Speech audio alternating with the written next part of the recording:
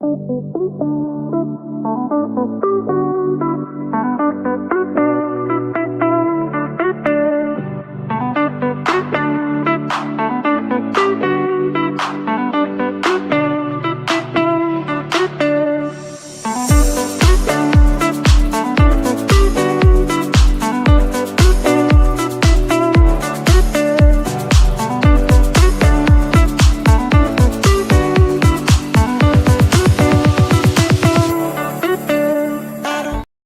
all, welcome back to the final whistle then for another stream on the channel. And tonight we're going to be questioning the man himself. He's going to tell us everything about Leicester City Football Club. Mr. Rob Tanner from The Athletic, the Leicester City correspondent, who has been very much with Leicester City, reporting for a very long time. And tonight is your chance to ask the man himself questions, as he's just come back off a holiday to Bournemouth, and I'm sure him and Mrs. T would have enjoyed a nice, relaxing break. And yeah, I'm now going to go and pick his mind regarding your questions. What Rob Tanner is going to say regarding everything you're going to get off your chest. And yeah, get involved, hit that like button, subscribe to the channel. And yeah, let's get on with it. How are we, Michael? Evening, Canal. How are you? And yeah, Clibo, how are we? Armchair, how are we? Will be. Evening, Manish, how are we? So let's get the man in himself, Mr. Rob Tanner. Rob, how are we, my good friend? I'm good, suitably refreshed after a very challenging season. Yeah, you're right. It's been a long time, 16 seasons now covering Leicester. So all the highs, and now we're getting some of the lows. So it's a shame. It is what it is at the moment, but yeah, I'm sure lots of your viewers will want a few answers. I'll try and provide them, but the club is shrouded in mystery a little bit at the moment. But yeah, let's see what people ask. I mean, Rob, first thing, the holiday in Bournemouth. I mean, did you enjoy it? Apart from I mean, it's a nice part of the world, isn't it? And obviously, when that fixture came up, I think a lot of fans, obviously, they would have hoped it wasn't, at the end of a relegation season. But like me, they all would have thought, come on, let's make a weekend of it. And hopefully it's a celebration on the beach.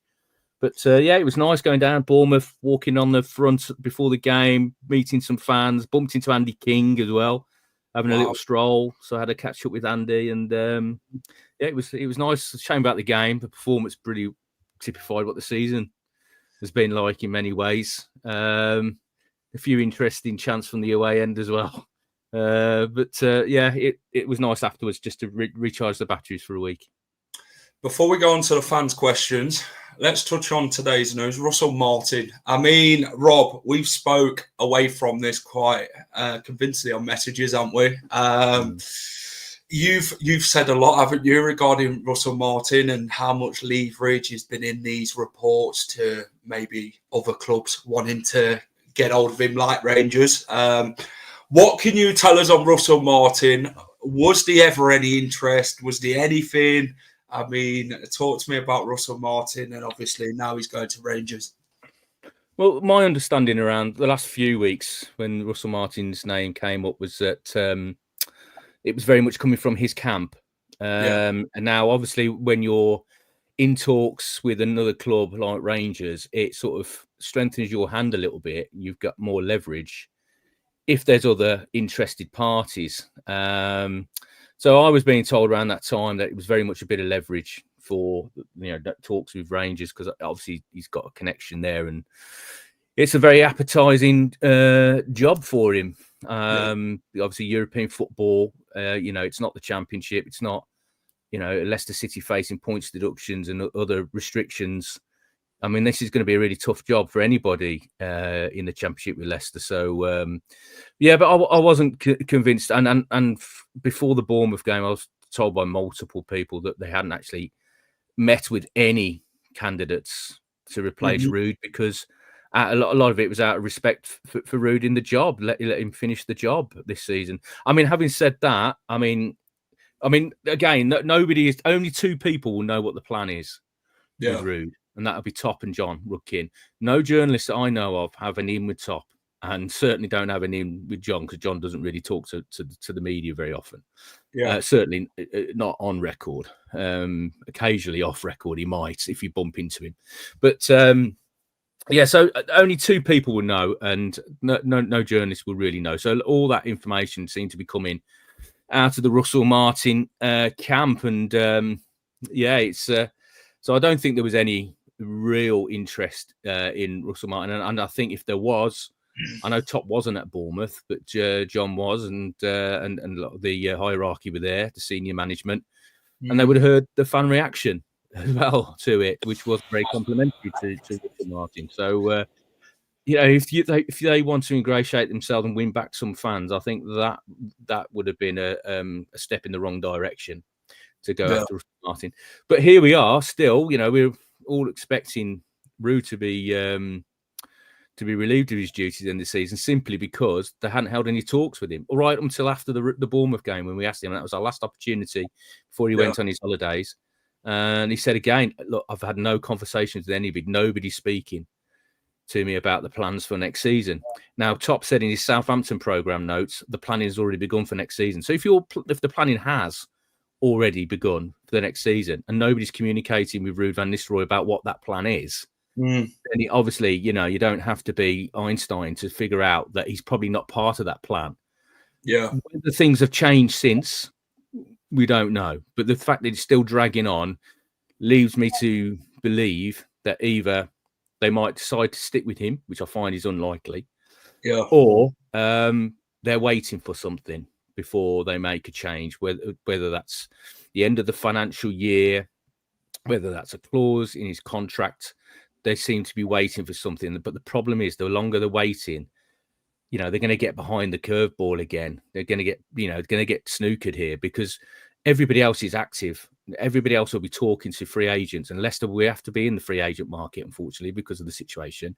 And they're going to be missing out on some of these targets that they might have. And you need a manager to make the final say, because no point, we learned that last summer, no point going into the transfer market, spending a lot of money on a collection of players, and then changing the manager, and the next manager comes in and don't fancy any of them. I mean, only Bilal played, really. And Jordan Ayew at the end of the season, but that was a needs must because everybody else was injured. So they can't afford a summer like that again. So they needed to make big decisions quickly, but here we are, and there still hasn't been a decision made. So whatever that plan is for next season, nobody seems to know. So the people who you talk to now said that nothing was ever come of Russell Martin, and they don't. No, they hadn't met. People were saying they hadn't met with any candidates, and they were specifically saying on the Martin situation that all that was coming out of his camp. So, you know, I don't know if people are really aware. They probably are, but there is sort of a game that gets played, and the media gets used as a tool in that, in many ways. You know, it's in certain people's interests to have certain information leaked to the public, because it might put pressure on, especially about new contracts and things like that, might put pressure on the clubs, the club hierarchy. The clubs will also leak information to chosen journalists about possible transfer targets to put pressure on them, so that target knows they're how keen they are to sign him. That internally can put pressure on the selling club, and so there is an all sort of murky world that takes place, and especially in this day and age where, you know, with social media and everybody wants to be first, and there's a pressure on a lot of media to move the story on, to look like they're on the ball and following it. And I mean, hence we get these super journalists now that don't actually write stuff, but are like to break transfer news, contract stories and stuff like that. And I work with the best, David Ornstein, the best in the business. He is spot on. Whenever David Ornstein, I mean, he doesn't write a hell of a lot, but he is an absolutely amazing connected journalist who, when he does tweet something out, you know, it is, you know, it's been triple sourced. You know, he's heard it from multiple sources. He knows he's absolutely on solid ground, and he's the best in the business. Rob, let's get on to the questions and what the fans come on. There's a long list. Clibo's the first one. Does Rob expect to aim for promotion next season, even with possible points deduction? And does he think it's a must given our financial issues? I mean, PSR is a big one, isn't it? Leicester have been charged by the Premier League, haven't they? Obviously, they've now aligned themselves with the EFL, haven't they? The Premier League with the loopholes and that. And what can you tell us on PSR? I mean, how bad is it? And how did the club even prepare for this ahead of next season? How big of it can it affect Leicester? Well, my colleague Matt Slater, again, another top journalist, he's got a few contacts around the EFL and the Premier League. Yeah. And, there does seem to be a determination after the last couple of years to make sure that Leicester City are hit quite hard. There's, unlike, previous charges like Forest and Everton, where they pretty much both of them held their hands up at some stage and went, yeah, okay, fair enough. I mean, they did challenge the level of the points that deducted, but they did sort of comply. One of the charges, because 3 charges Leicester are facing, one of them is sort of, with the fact that they challenged everything. They haven't really complied with what the EFL and Premier League were. I mean, there's been numerous legal cases, that legal battles. Leicester have seen them off all the way up to now. So I think there is a determination, because for the sake of the Premier League and the EFL's rule book on PSR, it's been exposed. Leicester have exposed it for its wording. There are holes in it. It's flawed. And now they're trying to tighten those up to make sure that other clubs don't follow Leicester soon. Try and argue they are neither a Premier League club or an EFL club at a certain point. There is a feeling that when this charge comes, Leicester will try and fight it, as they will do. And this could really go on till November time, December time, because there's got to be an appeals process as well. And there's got to be, the actual case going to be heard. It's all be confidential. Yeah. But then we'll hear what the points deduction is, or the whatever punishment they levy down. And then, it could be really substantial for Leicester. I don't want to be doom and gloom, but I think people have got to prepare themselves that it could be a significant points deduction. And the EFL, having tried to impose a business plan 2 years ago, when they projected Leicester would breach for 23-24, which is the season they're being charged for by the Premier League, even though they're in the Championship that season. They tried a business plan which would have restricted their budget and forced them to sell players. And that was fought by Leicester, and Leicester won on that occasion, because they said, well, you can't predict we're going to fail. You can't punish us now for a prediction that we're going to fail to meet PSR in the future. But now that you can't make that argument, because they've been there 2 years ago and they had a £30 million budget higher than everybody else, £107 million. So I'm sure the EFL will be very keen to impose some sort of restriction on Leicester as well. It doesn't sound good at all, does it? Just sitting here listening to you saying it as it is. Armchair says, Rob, does anyone know the rules regarding PSR and points deduction? TalkSport had an expert on 2 weeks ago, and he said the points deduction was capped at -8 points. I'm sure they make it up as they go along. I mean, how much read into that? Well, I mean, we're getting information that it could be much more than that. When you consider Everton breached by 19.5 million, I think it was, off the top of my head, and they got a 10-point deduction that was reduced to 6 points on appeal. So they levied 10 points then. So I don't think it's capped at 8. I mean, it's 12 points for administration, but that you could get more points for a PSR breach than actually going into administration. So it is a grey area. People don't actually know. It's not clearly defined. It's not a chart that you can just go, oh, that's that level of, because there's so much mitigation. Whether they accept a mitigation of Leicester, we will see.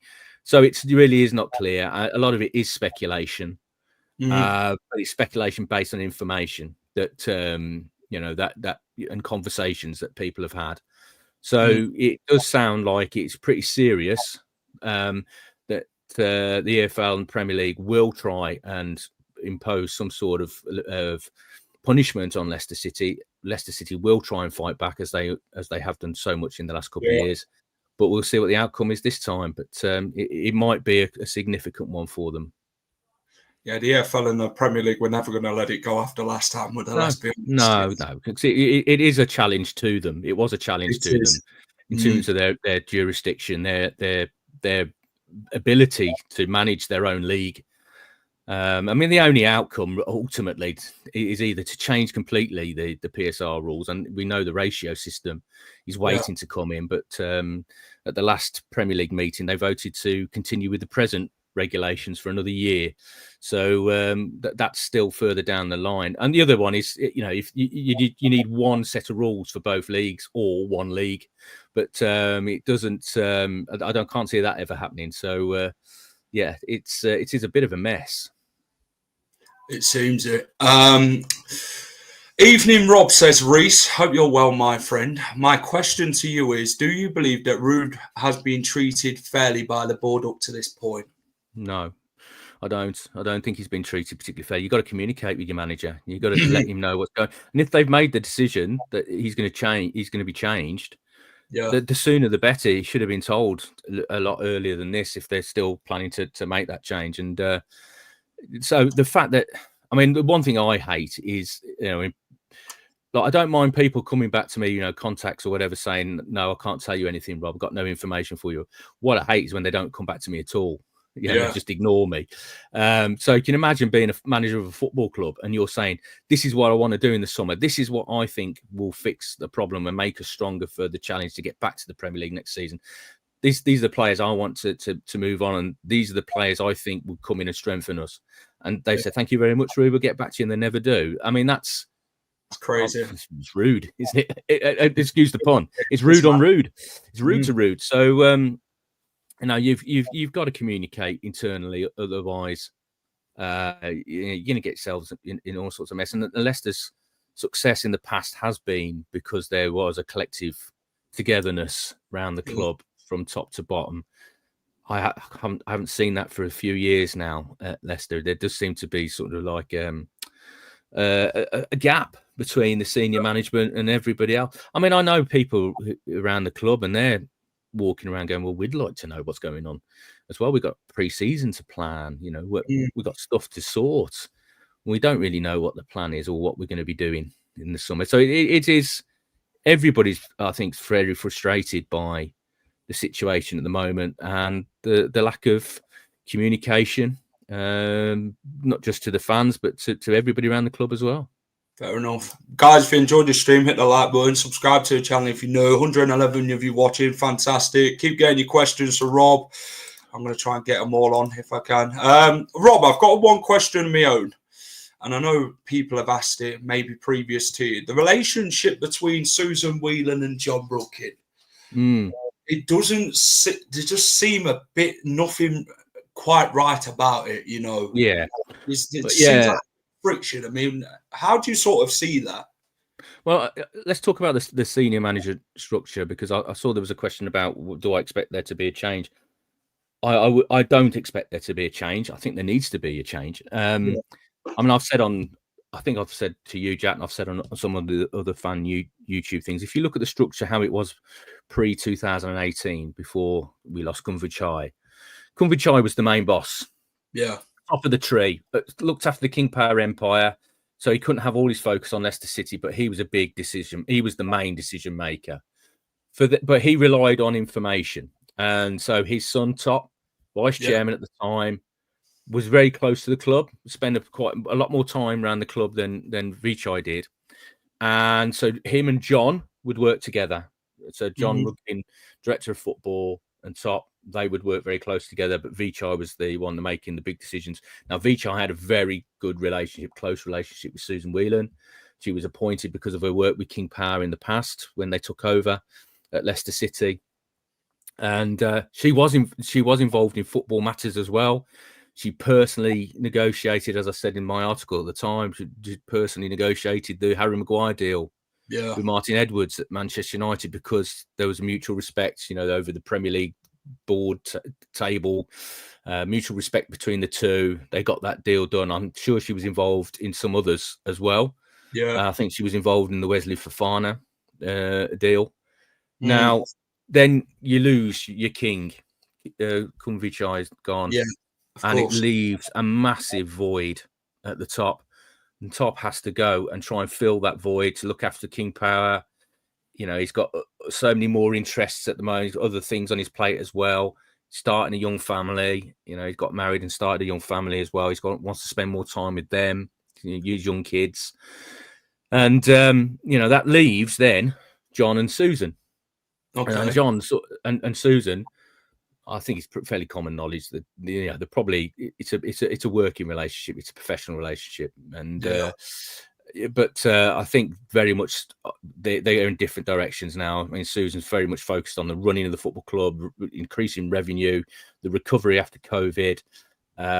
So that side of the football club, that literally leaves just John on the football side of it. But Top is making the big decisions. He makes all the big decisions. Okay. John might feed information into him so he can make a considered decision. But that's I just think they're light now in terms of senior management at the football club, in terms of the running of the football club. Yeah. I mean, I think ideally, because I can't see, because the loyalty between John and Top, especially after the death of Vichai, and John was a bit of a source of comfort to Top and the family. I don't think John Rookie is going anywhere soon. So what I would like to see is somebody come in and help. Proper football. Appointment, director of football, and Rookie become an advisory role to Top or whatever. Nigel Pearson, maybe? Well, I can't see those two working that closely, to be fair. It'd be great to have Nigel back. I don't know how Nigel would fit into a suit in that sort of role. Cambiasso, maybe, with someone like that. Well, I mean, there's a lot of the legends that have been going down that road towards director of football roles, like Rob Hoof, Wes Morgan. I mean, Wes Morgan's on Forest. It'd be great for someone who knows the club. Yeah. But it'd be great for somebody to know. But I think they need a bit of experience in there as well. Yeah. And so that was what I think should happen. But it's up to Top. But I think they desperately need some help in there. Another set of eyes, another set of ears, another opinion, another view. Somebody, I mean, because John does delve into different areas of the football club. Somebody that can totally focus on the football side, set the agenda, set a football identity at the club that everybody can follow from the under-8s all the way through. Stop all this, the instability of changing manager so often. I mean, there's 5 managers in 3 seasons, and we're talking and expecting a 6th to be coming in. You need stability now across the board. So I just think if they had some fresh blood in there, that might help. Evening, chaps. Does Rob think the lack of decision on RVN is because Top is indecisive or due to financial impact? If we keep Van Nistelrooy, are we delaying the inevitable sacking early next season? Well, this is what I said at the top of the show. It just makes you think, because it's dragging on. I mean, a lot of people thought as soon as relegation was confirmed, they'd make the change. Then it was the end of the season, they would make the change. Because as I explained earlier, everybody's logically thinking, well, if he's not part of the plan for next season, they're not talking to him about the plan. Then inevitably the writing's on the wall for him. But this delay now, into the second week after the end of the season, makes me believe there is something that they're waiting for to happen. Whether it's the end of the financial year, so they don't have 2 managerial sackings in one PSR accountable year. Or there's something else, or they've decided to stick with Ruud. But if they have, they need to communicate with him, get going on the planning for pre-season and the transfer market, because it's absolutely huge. They've got a hell of a lot of work to do this summer. Fair enough. I'm going to get this question to you quite quickly now. Top's passion for the football club. Someone's questioned it. Obviously, I think a few fans have with what's been going on. Some said he's kind of looks like he's lost interest a bit. Do you think he has a passion for the club, or has he got too many interests in other companies? Obviously, he does do polo and horse racing and everything like that, doesn't he? And he always has. He's always been involved with that with his dad. But obviously, he's got a lot more responsibility now than he's had before. Now he's the main man. He's the youngest of the 4 siblings as well, but he's the the heir to the King Power Empire. So he has got a lot more on his plate. As I said, he's become a father as well. In terms of passion, only he could say that. But you look at the evidence, he still turns up for games. They're still putting money in, converting all the loans, £420 million worth now of loans have been converted to equity. The club owes his family nothing now because they've written it all off and turned it into shares. Okay. So that is a commitment financially. So I think he is committed financially. I think the problem with Leicester City, and people have the perception that they're skins, that there isn't any money. They would throw more money at it, but they can't. They're not allowed to spend it because of the regulations. And that's hence why they had the one of the top 8 budgets in the Premier League a couple of years ago, and then got relegated, unfortunately. But they were chasing the dream. They were ambitious. They were putting money in. They were spending money in the transfer window, and they did have one summer where they didn't sell an asset, which was unheard of previously. They've gone back to that model now, and I expect a couple of assets at least to be sold this summer. But so I just looking at the evidence, I would suggest that he's still very much committed to the football club in that sense.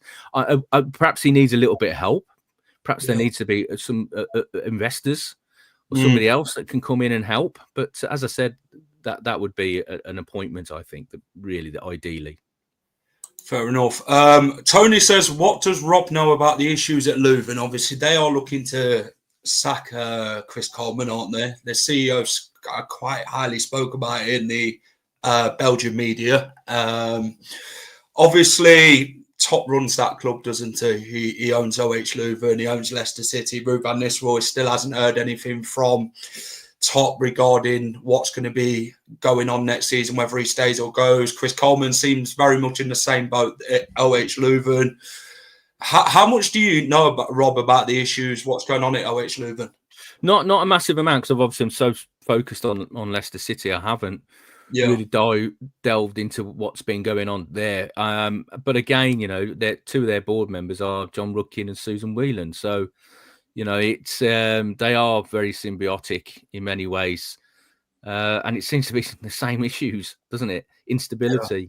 So, but they have got a director of football that's very much running that football club. But no, they've gone through a number of managers, haven't they? Now over the last few years. I remember going over and when Nigel was manager there, and when I met him, and it was. They had a bit of resistance when they first went in at Leuven because they changed a lot of things, and some of the people there were very resistant to it. They didn't like being told what to do, and they wanted the club not to change too much from it because it is a very small, sort of family-orientated club. It's not a big club, and but it hasn't really established. I mean, obviously now they're getting into the top flight of the Belgian league, which was a struggle for them initially, but there hasn't been a lot of stability there either. Fair enough. What do you think about Nottingham Forest? I'm not going to go on to Nottingham Forest, mate. It's not relevant to the show. We're not a Nottingham Forest channel, so I think we're just going to put it at that, to be honest, mate, to be honest. And Paul Taylor's my colleague that does Forest.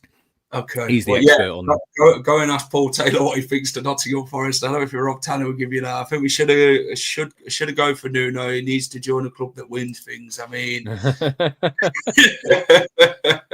maybe we could have had Nuno years ago. He's not going to give up Forest now. Let's be honest.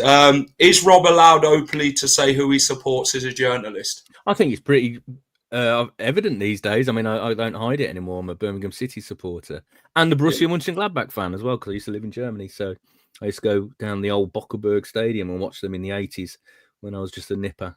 But Birmingham City. I'm over from the West Midlands area, really.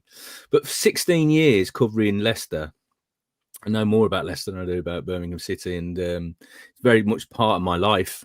Yeah. Well, as you can see from I don't know if you can see actually, the bookcase behind is all Leicester City books, and it's become a huge part of not just my life, my family's life as well. Leicester City over the last 16 years. Fantastic. Let me just find this comment from Dawn. Here we go. Do you think Danny Roll would be the ideal candidate for Leicester City? Yeah, I mean, he's got a reputation, hasn't he, for being an up-and-coming manager, but I don't know. I mean, the reason with Danny Roll, I'm sure he's somebody they would been having conversations about.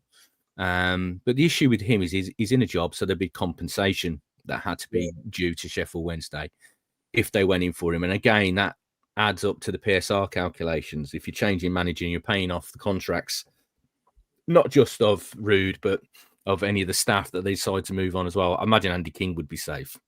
Yeah. And but that would again be dependent on who comes in.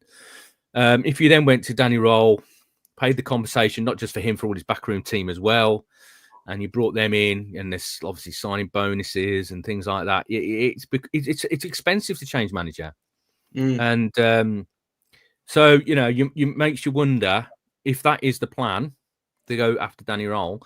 They're waiting for the end of the financial year, so it's almost a clean slate going into the next one. I mean, I don't know this for a fact, so I'm just like trying to deduce and use logic to why there hasn't been any action so far around the managerial situation at Leicester City. But if that is the plan, then it would make sense then to try and spread that over into the next financial year, so you're not really smashing PSR calculations with numerous changes.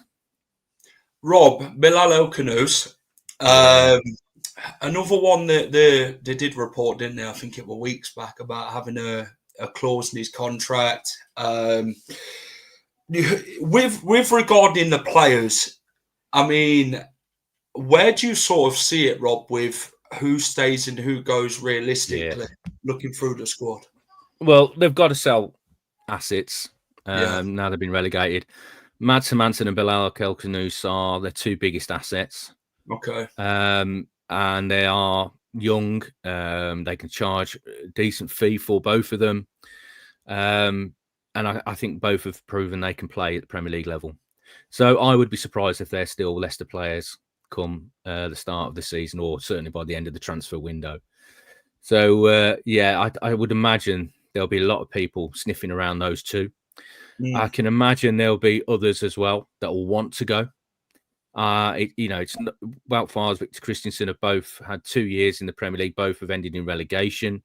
They might feel, that this is the end of the journey for them. And I think Leicester might be feeling we need to go in a different direction than some of these lads. I mean, the Vestergaard situation has been strange, to say the least, over the last few years. I mean, he's signed by Brendan, who said he's going to fit this system. Then he says he doesn't fit the system. He was a terrible signing, and cast him out because he did an interview in Denmark that wasn't given the green light by the club. And then, he doesn't feature at all. Then Enzo comes in and he's regenerated. He's the key figure in defence, only because Conor Cody got injured in pre-season, mind, and gets a new contract. And then Cooper comes in, doesn't fancy him, plays him a little bit in and out. And then Van Nistelrooy ends up, him not even being in the squad at the end of the season. So, if Van Nistelrooy stays, I would imagine Yannick would have to go, and Harry Winks probably as well, because obviously he hasn't featured at all over the last few months of the season. So it all depends who the manager is, really, who's going to come and go. And this is why it's such an important thing to get right and to do quickly, to sort that situation, so there's some clarity for the players in the squad and potential new signings coming in as well. Because if you approach new signings, they're going to say, well, hang on a second, I'm going to wait to see who's the manager. You might not fancy me. So, it is a strange situation they find themselves in at the moment. But there's a number of players you can imagine, like Samare. Is it time? I mean, last time they went into the Championship, he went off out on loan to Seville. Is it time for him to seek pastures new? I think next season, the core of the squad has got to be young players. And a lot of them are going to be lads that are already at the club, like Ben Nelson, Will Alves, Luke Thomas, Hamza Chowdhury will come back in from Sheffield United. Abdul, Steffi Mavadidi, I can imagine James Justin, Ricardo Pereira playing right back. We've got Koulibaly's just forgotten, man. What's going to happen with him? I mean, that's been strange. That's the only signing they made under Ruud, and he's not played. He's played 45 minutes, hasn't he? I mean, came on, started one game and was dragged at half time. So that was a strange as well. So there's a lot. I mean, Patson Daka, do you keep Patson now? Jamie's left the club and they sold Cannon. So they're down to one striker, Patson Daka, but he's not really done it. So is it time to get rid of him and start again? But so there's a lot to sort, as I said. That's why they need to sort the manager situation first. Agreed. I'm going to ask you one thing about you touch on the youngsters. Jeremy Monga. I mean, there's been a lot of speculation, hasn't there, regarding Man City. Is there a scholarship going to be signed, Rob, for him to stay with Leicester next season? How much can you say regarding Jeremy Monga? It's getting close. We spoke to Ruud straight after the Bournemouth game, and we didn't ask him about Monga, but he volunteered the information. But he actually said that they'd signed, and then we were given a bit of clarification that it was close, but it wasn't a done deal. They weren't completely over the line. But it sounded very promising, and there has been a hell of a lot of clubs around Jeremy and what Ruud, and you've got to give Ruud credit for this, because he's got him involved as much as he possibly can to try and show him that there is more chance of a quicker pathway to first team football by staying at Leicester than going to Man City or Real Madrid or all the other clubs that have been queuing up to watch him down Seagrave for the under-21s for some time. And he's trying to show them that look, and Jake Evans, trying to show them both, look, you stay here, you're going to be involved next season. Pre-season, you're going to be with me. You're going to come with us. We're going to have a training camp. You're going to come and spend that. You're going to play in the pre-season friendlies. Then it's up to you to impress me. But I'm definitely thinking you're in my plans for the future. So that may have done the trick. But hopefully, I hope he gets signed pretty quickly, and then we can all sort of focus on next season, because there is some exciting young talent there. They do need some experience to guide them, and they've lost the most experienced player in Jamie Vardy. Yeah. So they do need some. I mean, will Wilfred and Diddy still be at the club? Connor Cody. I mean, there's several players that are going into the last year of their contracts next season. Cody's one of them. Pereira's one of them. There's a lot of experienced players going to the last year of their contract next year, but you do need some experience around that squad. Fair enough. Ray says, will there ever come a time where we will be punished and move on without the cloud of PSR hanging over us? I think that, it has to come to a head soon. Whether if it is this season and they do get a points deduction, they have to take their medicine. Yeah. Hopefully they will then be on an even kill, because this is the thing about PSR. And I've heard it from fans from other clubs saying, Leicester are cheats. Well, if they were cheats, they would have carried on spending, which is pretty much what Brendan wanted when it was clear that they were getting close to the PSR margin. Yeah, he wanted to carry on with the signings, and they didn't. They pumped the brakes, and that was one of the factors in the relegation, because they couldn't refresh the squad. If they were going to cheat, they would have just carried on. I mean, Forest came up and signed 20-odd players. That's why they were, and their argument was, well, we had to, because we lost a load of players after promotion. And we got to have a squad to compete. Well, what's the point? I mean, the Premier League need the league to be competitive. This is not helping them at all with the 3 priority teams going down every season. I mean, that's not a great advert for the league. But in Leicester's case, they were chasing the dream and fell short, got relegated, and because those players have been on big contracts, ever since, it's been it's not easy to rectify, because you're still committed to paying for those players. And relegation, obviously, you get 30-35% relegation clause, so their wages drop. So you're not paying quite as much. But as soon as you get promoted again, that's reinstated. So they really need to get the big wage earners off the bill, really. I know Vardy was the biggest wage earner. He's gone now. Unfortunately, they're going to miss him, though, in so many ways. And then, you've got the likes of Harry Winks. He's going to be on decent money. Yannick's probably on good money as well. About Fars, the senior pros, the internationals. So it has to come to a point where they're at an even level again, and they've got it under control. Rob, there's quite a few people who believe you get paid by the club. I think Michael absolutely not. Are you going to clarify it? I don't. I work for the Athletic, and I've been very critical of the club over the last 3 years. I imagine if I got paid by the football club, they would have sacked me pretty quickly, because I've been critical of them in how they've dealt with certain situations. Yeah. I mean, I do. I mean, I try to be fair. I try to be honest and even. I'm not going to, be like, some fans just want to throw them under the bus all the time.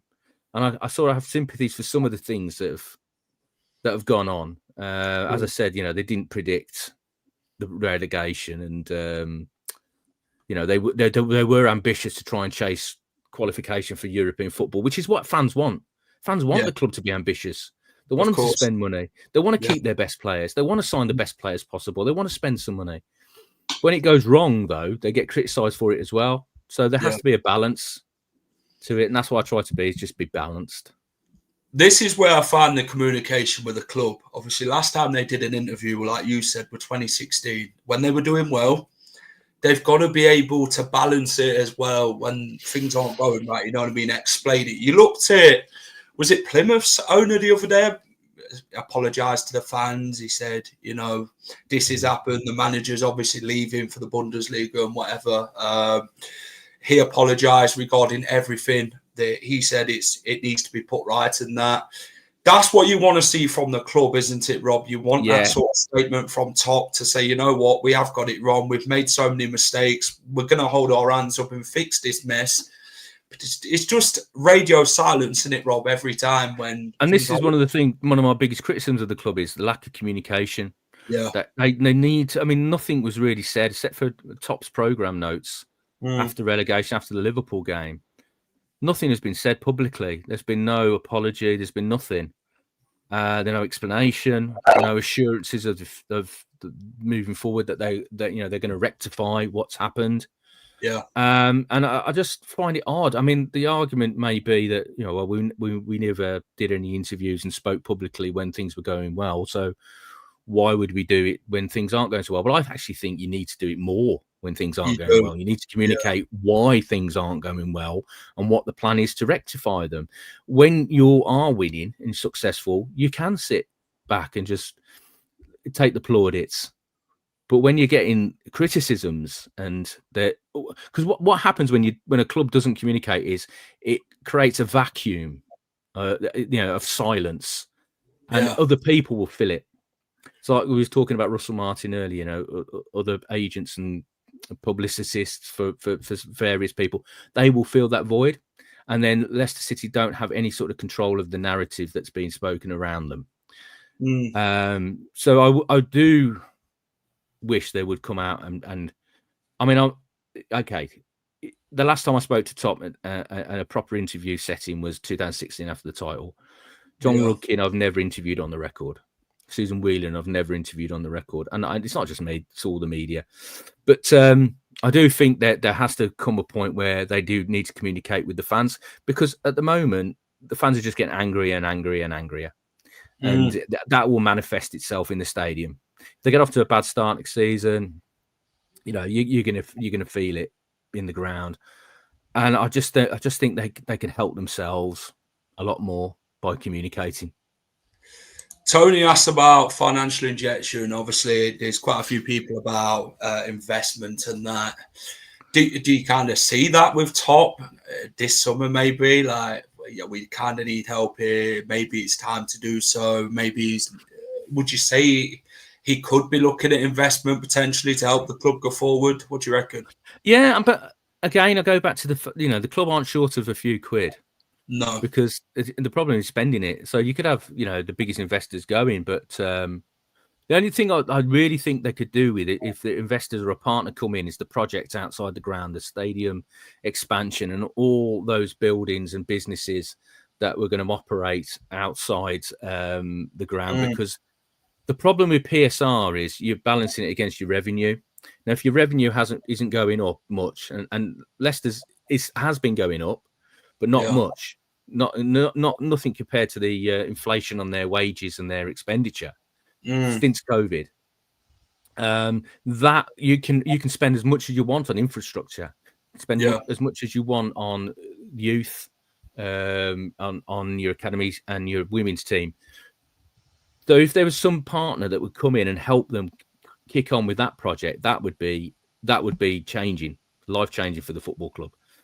So perhaps he's looking at those sort of things, but he always has guests over from Thailand. He's always had guests over, so it's very hard to see. When you see like former prime ministers and things like that coming to the club, it's very hard to identify them as potential investors. And I have to say, we have had a look at King Power's finances and Top's own personal family finances, and they are recovering. They took a battering after COVID. But they are slowly recovering, so they are getting back. Whether they ever get back to what they were before pre-COVID, we don't know. But he's still a billionaire, multi-billionaire. He is. So there is money there, and he would spend a lot of it on the football club, but he just can't because of the regulations. Dan asked about all these loans they keep taking out from this Australian bank. Yeah, where did it all go, Rob? Mercury's. Yeah, how they work? Mercury's are high interest loans facilitators. Yeah. But you get the money instantly. So what the club have basically done is they secure future revenue, TV money, and transfer deals. So every time they sell a big asset, those payments are normally spread over a period of time. From a club like Chelsea, when they did Fofana, that was over a couple of years. They would pay in installments. Yeah. But instead of waiting for those installments to reinvest that money, the club will go to Macquarie's and activate a loans facility. Obviously, they're paying quite a bit of interest, and they pay millions of pounds a year in interest alone. Yeah. But it's a facility there that they can draw upon if they need to reinvest that money quickly and not have to wait for those installments to come in. So that's what basically they do. So they don't have to. So they will take out a facility on future TV revenue as well for the next 2 or 3 years. So as soon as that money comes in, it goes straight to Mercurie's. And obviously there's interest to be paid as well. So that's why they do it. So they've got liquid cash straight away so they can reinvest. Fair enough. If Ruud is to be sacked, who do you believe is the right appointment for Leicester, Rob? What sort of direction do you think they need to go in, Rob? And who do you think would be the right fit? I mean, obviously, this is.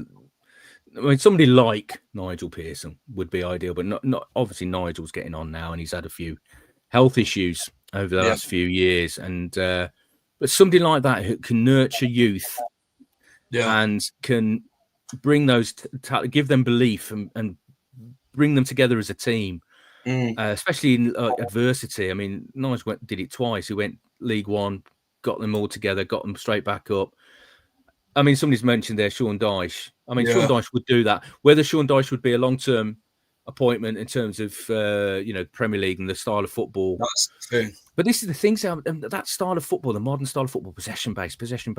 It's great in the Championship when you're the big fish in that pond. But when they got in the Premier League, we've seen with Southampton, and we've seen in some respects with Leicester, Burnley, when they went up and they were playing that sort of brand of football as well, trying to play that brand of football under Vincent Kompany. You can't compete with these massive teams playing the same way.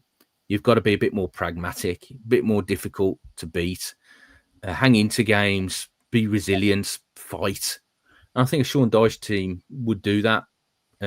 Probably would get promoted and hopefully stay there for a season, and then you can take it from there. I mean, at the moment, in terms of the options around there, I know he's had a terrible run of results. I mean, not scoring in so many games and 17 defeats in 19. Normally, any managerial position is untenable. It is.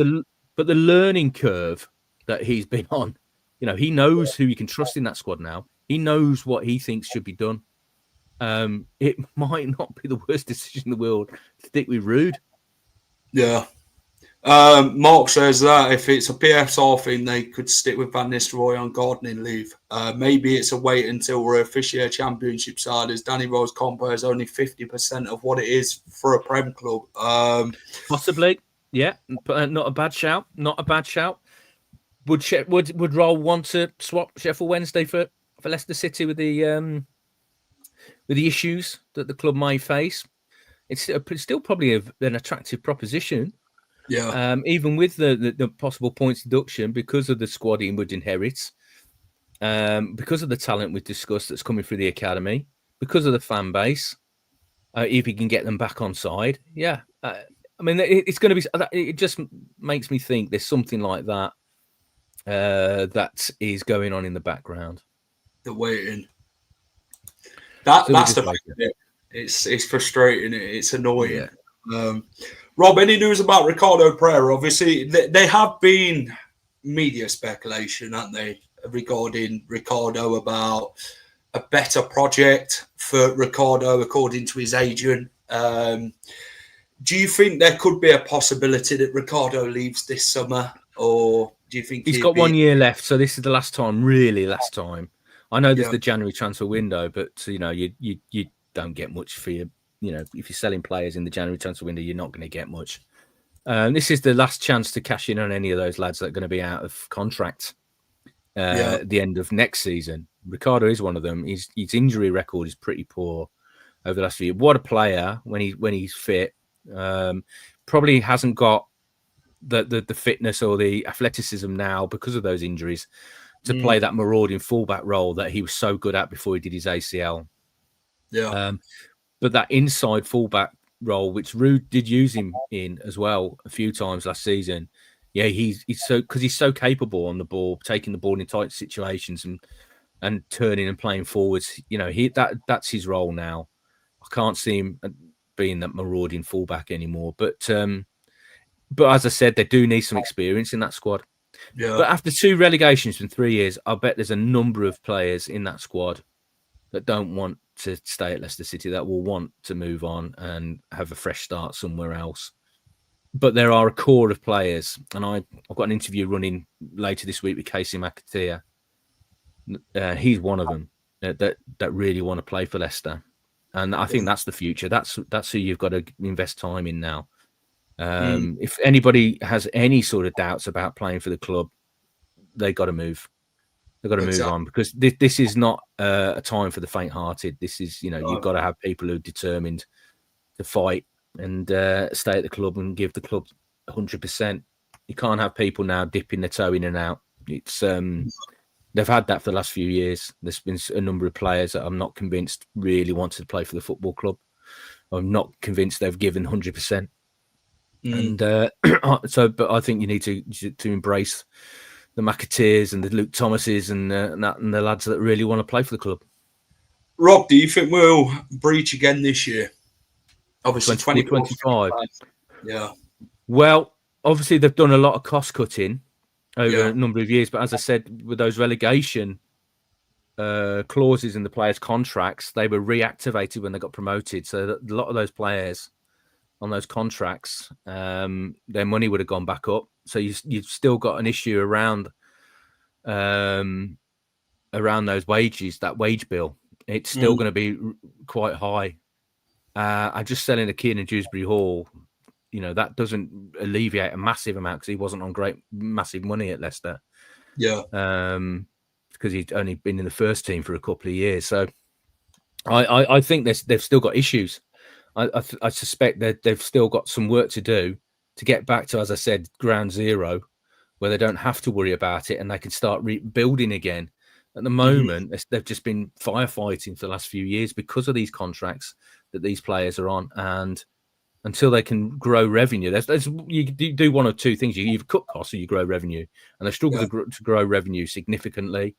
The BC.Game deal was an amazing deal for them in terms of the shirt sponsor.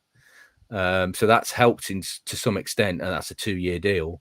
But everything else, it's been about cost cutting, and but they still want to be competitive, and also it's not as easy as some fans think to say, "Oh, just get rid of him, get them, sell them, sell." You've got to have a buyer, and the player's got to want to go, and he's not going to leave when he's on a great contract at Leicester if the other club's not offering 70% of what he's on already. He's going to stay and look after his family and take the money. So that's been a big problem for Leicester, is the contracts they've given to these players. It's very hard to convince them to move on for less money. Yeah. Guys, hit that like button, subscribe to the channel. 152 watching, Rob. There's quite a few. A lot of questions still in the box with the fans. Let me get the best one up for you. Actually, Salt's got one for you, Rob. I'm not sure if it's been asked already. I've not been here long, but I've just handed Rob Tanner control of the club. Who is he employing as manager, and who would you employ as director of football? It's like fancy football, isn't it? Who's I employ? Ideally, who I could really. I mean, obviously, I've got to be realistic about it. I mean, right now, and I said this to a number of fans that stopped me in Bournemouth. Yeah, I would stick with Ruud right now, to be honest, and just crack on. Hopefully, crack on and get some work done in this summer sooner than. I don't like this delay. I don't like the uncertainty. I don't like the instability. But I would bring in somebody as a director of football. Or Dan Ashworth, who's got plenty of experience, hasn't he? Somebody like that. Yeah, we'll be saying his Reggie Butt, Rob, to cheer himself up, given the state of the club. Excellent read. That took you some time, didn't it, Rob, that book? I wrote that in 5 months, amazingly. Yeah. I didn't have the idea to start writing it until Christmas, when they were top at Christmas. And then America, we started getting loads. I was at the Mercury that time, and we started getting loads of interest from foreign media and radio stations from all around the world. And I had an American radio station ring me up and asked me to do a little interview and talk about Leicester City. And I started telling them about everything that happened over the previous years. And they just said, I would love to read that book one day. And I thought, well, there's a book in this, isn't it? Even if it's going to be the story of plucky little Leicester just falling short at the end. But we got the fairy tale ending, and it's 10 years this season coming, isn't it? So how time flies. You'll have to get remarket, Rob, get more well, books. Yeah, we've had a couple of editions. It got translated into Japanese, Czech, Dutch. It got so hopefully Ruud's got a copy. If not, I'll have to dig one out for him. Watching Vardy's record get smashed. Rob, do you think Leicester benefit from being in the Championship for a season to get things sorted at the club? For example, the squad and finances and the rebuild itself? No, they would have been better off in the Premier League, obviously, with that guarantee. I mean, it cost them over £100 million relegation. It would have been better to have that revenue. As I said, it's all about the revenue. And obviously it's a fraction of what you get in the Premier League in the Championship. So no, they would have been better off in the Premier League and building from there if they'd survived. But no, they've got to start again from scratch. Last time they brought in Enzo and had an identity, and it worked for them. Ruud is a great friend of Enzo. That's why I'm sort of leaning towards, despite the run of results. I just think he must have learnt so much. He must have learnt so much in that period that somebody else has got to come in and relearn. He's got to find out about the players at the squad, in a short space of time, and then you could find yourself 12 games in and another managerial change. So I've never been a fan of sacking managers all the time. It has to be pretty desperate for me to think a manager should go. And you want to think that you've given them a fair crack of the whip as well. Sure. I mean, Ruud has not had a summer transfer window. He inherited Steve Cooper's signing. So, and the manager does have the final say on signings at Leicester. I mean, people wonder if it's John. It's not. It's not John Rudkin. He's the negotiator. Yeah. And Martin Glover is the recruitment guru. So he and his team find the targets for them. And then it's the manager's final decision who he wants. Rob, Evans, I believe I don't know if he's watched the whole show, but if we all deducted points, how much do you think it could be? Stephen Borson reckons 5 or 6. Well, we again, Matt Slater, my colleague, from his sources, it could be double that. But then there's an appeal process. Yeah, of course he is. Caleb Bacoli. Yeah, I like him. Do you reckon it's a Ben Nelson thing? I know there's been media again come out today regarding his future about Leicester getting about £7 to £8 million for him, reducing the price tag. It's going to be losing money in it again. Well, at the end of the day, Leicester City are not in a strong position in terms of negotiations and bargaining. Yeah. I mean, they've put inflated prices on players in the past, not been able to move them on, and then they've left for free at the end of their contracts. Yeah. So, they're not in a position where they can turn down revenue now. And if Taylor Bacoli wants to go back to Italy, if he's not enjoyed his time in England, and from what I can gather, he gets on well with the lads. He's settled in really well. He's a popular member of the group, but he hasn't got the football that he wanted. He was on the fringe of the Italian national squad when he signed. So he will want to reinvigorate his career. So, as I said, if anybody doesn't want to be at the club, or they want a fresh challenge elsewhere, then Leicester just do the deal, get back to point zero, and let's build again, and just start putting some faith in some of the lads that have homegrown. Scott says about Wanya Marcel, he's been out on loan this season, hasn't he? Ben Nelson's obviously had a respective great season at Oxford. Will Alves has been out on loan at Cardiff City this season. Be priority for rebuilding a squad next season, or do you think they'll be sold on? Obviously, Ben Nelson, there was a little rumour, weren't there, about Chelsea being interested, but Chelsea seems to get this loyalty card out every year, don't they, Rob, when it comes to Leicester City? What's your initial thoughts on what Scott said? Well, I know Ben Nelson is an asset, and he has impressed a lot of people. He's obviously in the England pathway. He did well. I mean, the reason he went to Oxford last season, because there was a number of clubs that wanted to take him on loan, and Cooper did this really well. Actually, I'll give him credit for this, because he chose Oxford for him because he wanted him to go. And we all know Ben can play football. He's good on both feet, bit of a Johnny Evans type player, reads the game very well. But Cooper wanted him to go and experience a team that's going to be under pressure. It's going to be in having to defend his box, lots of high balls up against centre forwards that are going to beat him up a bit, knock him around, toughen him up a bit. And he went there and he got injured a little bit, but he did have that experience. So I'm hoping now that he can do a bit of both. He can rough it up if he needs to, but he can also still be that cultured player on the ball. There will be clubs sniffing around him, absolutely, and some of the others as well. I mean, Will Alves, unfortunately, that knee injury has hampered his development. I think you'd already see him around the squad over the last couple of years. But so he's had a decent loan. He's played some games. So I think these lads are the lads that you really should be putting your faith in next season and investing in.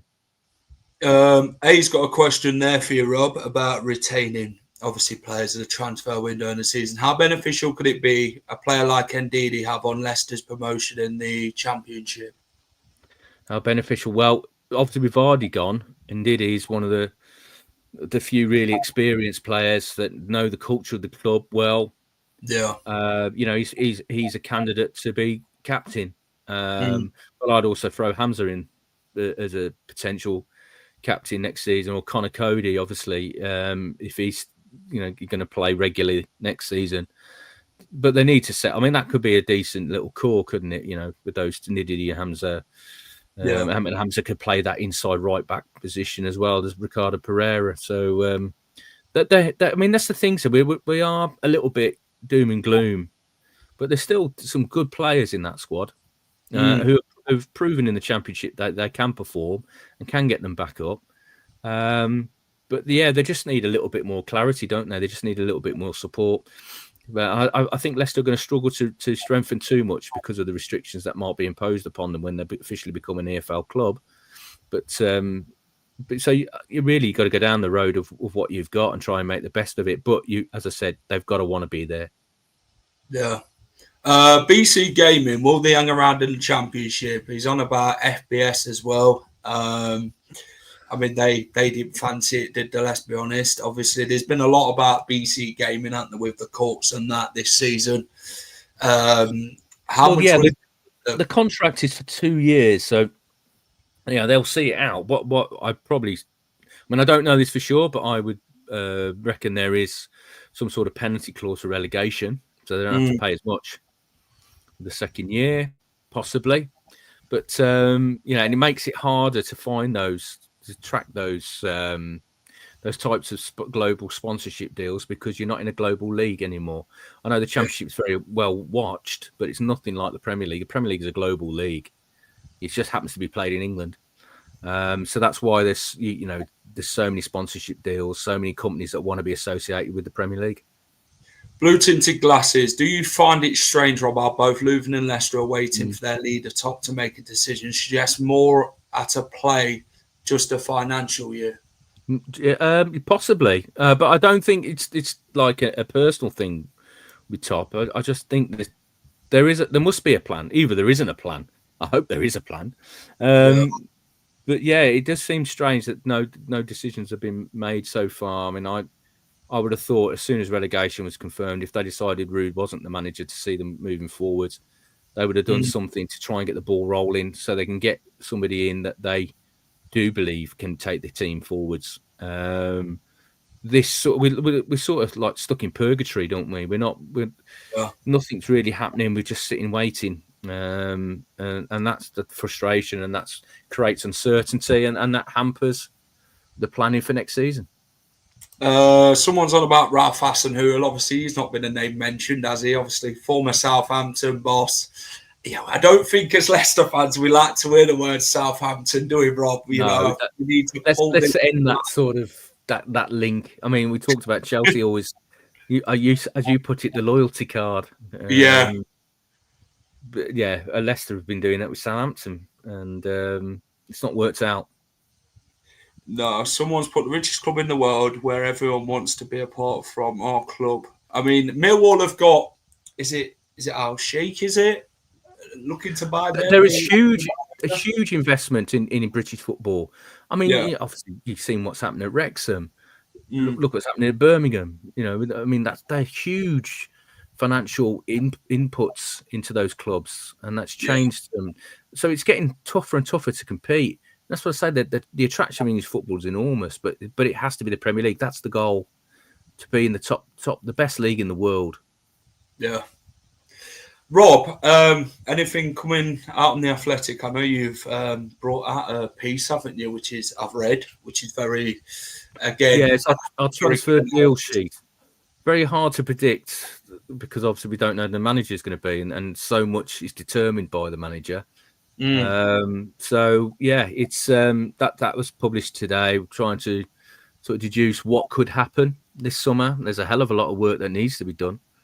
And I've got the Casey McAteer interview to run later this week, and we'll be having a look at a few other things as well. But we're all just waiting to find out and get some clarity about what direction the club want to move in next season, and then we can do a bit more.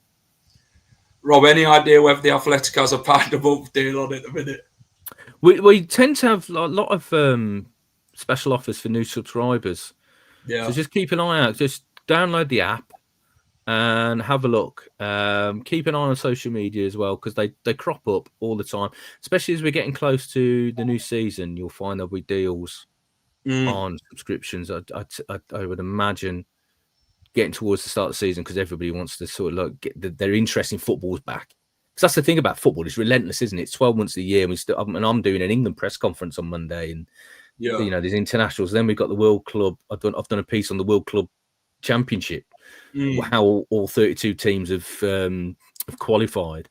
So there's a lot. Football just never ending. I mean, I was watching the women's game against Spain tonight.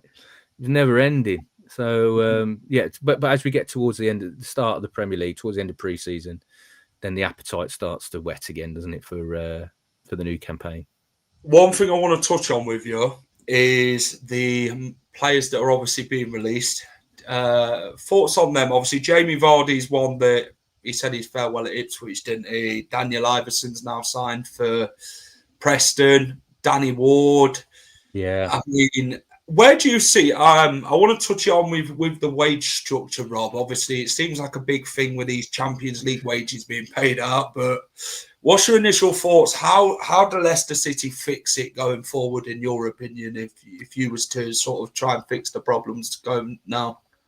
I think they will have to accept they're going to have to take some losses or sell some assets at lower prices. And I don't mean the Bilals or the Hermansons, because they're young and they are big assets for you. But certainly, the players that maybe might want to move on, like the Wout Faars and Christiansens and Samares and possibly Daka. They've all signed decent contracts at Leicester City. You might have to accept that to get them off the books. You might have to accept less than you paid for them. But that's better than having them around and the same cycle repeats itself. There needs to be a fresh start. I agree. Ward's go and get the champagne out. I don't think Ross is a big fan of Danny Ward, Rob. Lovely bloke, Danny. Really is a nice guy. And it's a shame, really, what's happened to him. Because obviously he waited 4 years to make his Premier League debut. After being signed for £10 million from Liverpool. He must have thought Casper was going when he came, and then he was left as the number 2 for 4 years, and he played more for Wales than he did for Leicester in that time. But I remember the League Cup games, and when he did get a game, and he looked good. I mean, especially the penalty shootout at Wolverhampton. Well, I remember that one. And then when he got his chance, it wasn't that he made mistakes. It's just that he wasn't making saves. The ball seemed to go through him. And obviously that season was difficult as well because he didn't get a lot of protection. And that his confidence seemed to get an absolute battering. So hopefully he can get his career going again somewhere else, and good luck to him. Last one for you, Rob. Would you be interested in a game show called Are You Smarter Than Rob Tanner? What's the format of it? I can imagine you can find a lot of people smarter than me. I do the 1% Club every Saturday night. I don't do too bad. There we go. Last question from Christopher. Where is Kun Top now, do you think? Obviously playing polo or working with Leicester and OH Leuven.